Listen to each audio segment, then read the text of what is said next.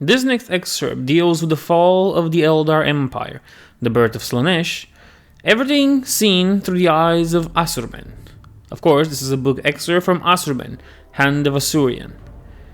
There's a little bit of an interesting thing. We see this through Asurmen's perspective and eyes, but back then he was named as Iliatin. So let's begin. Staggering through the streets, Iliatin clutched his head, trying to push away the pain that throbbed behind his eyes. He stumbled into someone and rebounded into a wall where he slumped, looking up at the blood-red sky. He slid down the wall to the ground, still staring up at the heaving tempest overhead. The sky looked back at him, glowing with malign intent, or glowing, I guess. The swirl of the storm clouds looked so much like an eye that Iliatin flinched, turning his head to avoid its gaze. He tried to summon the will to stand up, to keep moving, but after a half-hearted attempt, fell back to the ground.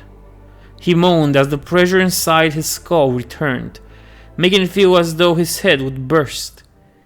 Iliatin peered across the street and saw a young Eldar maiden weeping, her clothes shredded to rags, her face and arms bleeding from dozens of scratches where she had clawed at herself with broken fingernails.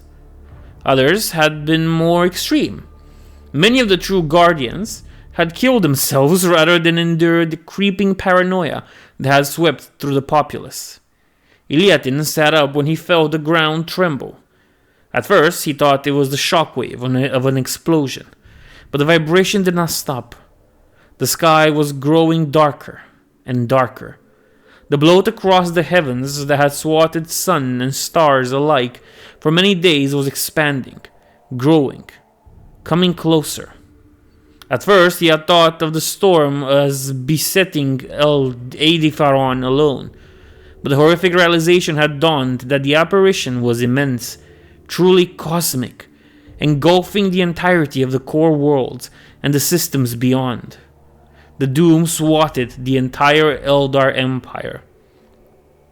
There were fresh screams from nearby, wails and cries of sorrow and pain.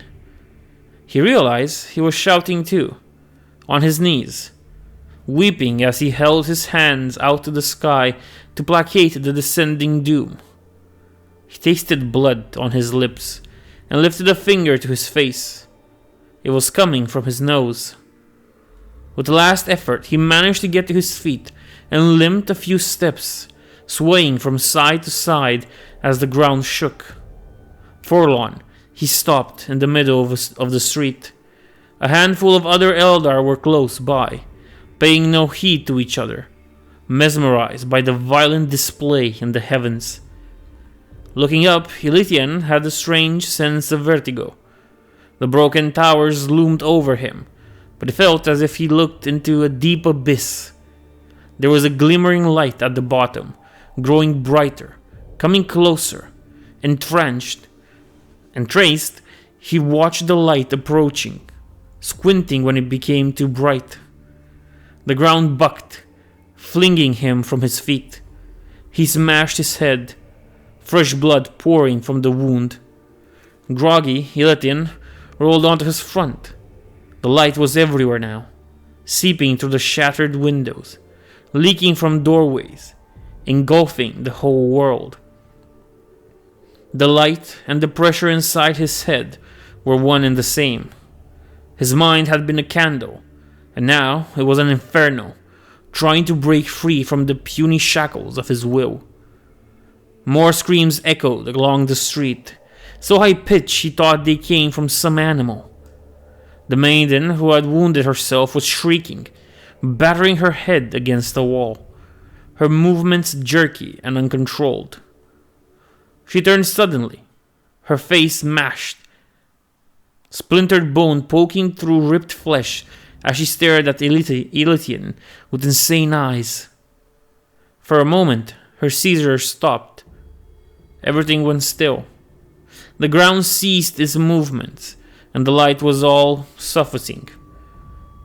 The ambient glow made everything a vague ghost at the edges of Ilithian's vision. The sky split a crack of thunder, multiplied 10,000-fold. Light burst from the maiden's eyes, an open mouth. An undulating aura of gold and silver poured out of her in a stream, lifting like wind-blown moths in the sky. Iliatin saw others likewise afflicted, faces turned skywards, their spirits rippling in a shining turmoil from their bodies. From across the city, from all across the world, across all of civilization, the essence of the Eldar was ripped from their bodies. The spirit stuff coagulated, becoming a seething cloud of psychic energy that roiled and burned and screamed inside Ilitin's head, as though he were both part of the storm and watching it. Something monstrous thrashed and hollowed at the heart of the cloud, straining, snarling, pushing to break free. The spirit stream ended. The empty carcasses of the afflicted Eldar toppled to the ground like dolls dropped by some obscenely powerful child. Ilithian stood rooted to the spot in abject terror as he felt the deaths of billions of his people.